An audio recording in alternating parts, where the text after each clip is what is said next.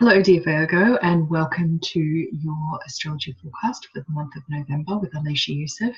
This is a new video format for me. Really love to hear your thoughts on it and whether or not you're enjoying this or whether you prefer the old written way. I do love video format, but the written word can also be really special as well to go back and reflect on. But I will keep this short and snappy so that you can rewatch it again if you need to. So, Mercury retrograde, huh? I was laughing earlier because this is the 6th time, I think, today that I have had to record this video. And then I went, of course, Mercury ruled sign, it's Mercury shadow right now. So it probably feels like that for you. You're having to redo, revisit, reassess, reanalyze, research at the moment, and the delays can be causing heartaches. One of the gifts, however, of this time is our ability to come off transmit and onto receive, is the ability to really turn within. Our thinking turns inwards under this time, and really it's a chance to tap inwards into our intuition, into our inner voices, into our gut. You know, it's often really hard to actually know what our gut's trying to say to us, especially in those moments where we really need it.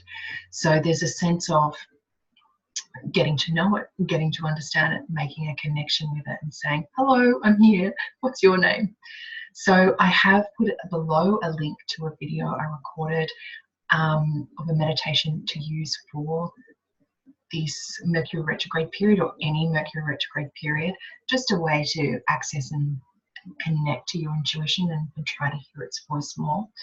And I feel like, you know, often, especially for you, Virgo, there's so much of the rational, logical, reasoned mind turned on. And sometimes it's nice to be intuitive and just connect into the more flowing space. But these Mercury retrogrades in water signs have been gifting all year. So there will be a lot of revisiting happening for you this month. Some of the trickier days potentially could be on the 14th of this month, and again on the 30th. And even on the 10th, just as Mercury goes back and visits sextiles to those heavyweights in Capricorn, you know, there could be tricky conversations to maneuver with power sources, or having to have deep, heavy conversations with friends. There also is the potential with the Saturn to really get in and get some really strategic, disciplined thinking going on, and to put some practical steps in place for ideas that you've had.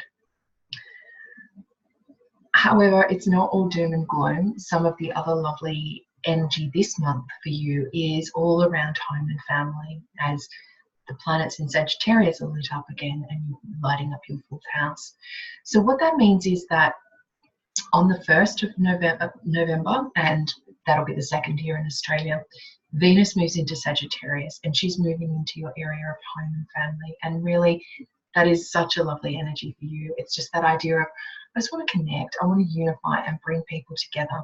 There's that sense of, well, how can I really be with my family, or be with my roots, be with my ancestors, connect to all those deep hidden places in myself. I sometimes find that this can be literally an energy of restyling your home, redoing a look. It could be renovating, or it could even be moving house to a place where you feel your heart belongs more. However, I think it's also a time to look into those hidden places within ourselves and kind of tidy house, clean things up, like giving your root cellar a bit of a spring clean. So having a look at past behaviours or past patterns that potentially came from childhood that you don't want to have anymore, and that are keeping you separate from those you love.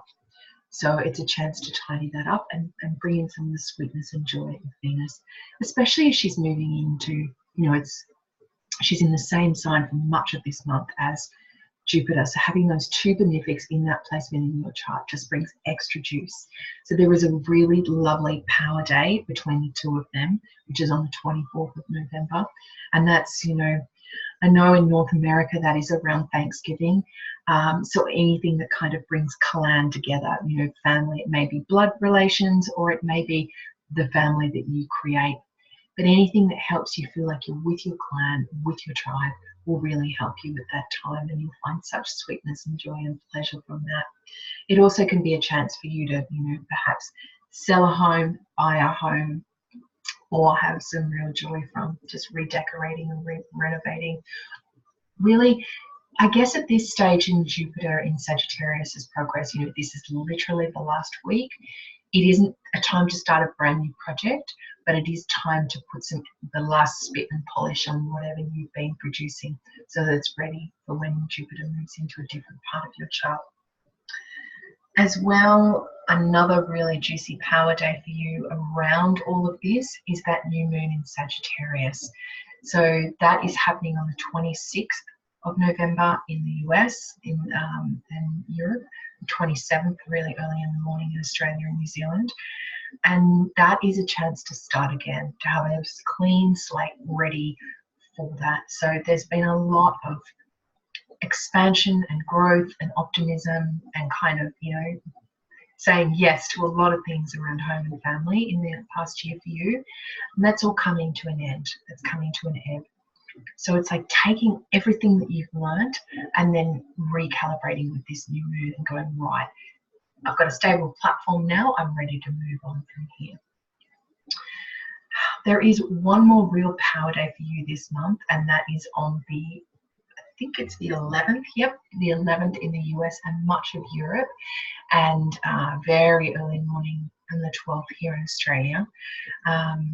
Sadly, I think we're going to be asleep for much of that, but it's a great day for Europe and US to really harness the power of this Mercury cazimi, Mercury in the heart of the sun, Mercury lifted up to be the king's favorite. I have written more on articles in my website on this. I will put links to that on in the notes below this. But it's a chance for you to make communications that are favored. So whether that is, for you especially, this is happening in your third house. So it's even stronger, for you to teach something or attend and study something and learn something. Maybe it's a conversation with a neighbor that needs to be had that involves a contract. Maybe it's something with siblings that needs to be spoken out and you want it to come across in the best way possible. That's really an awesome day and awesome energy to be using that in. So that's really it for the month ahead.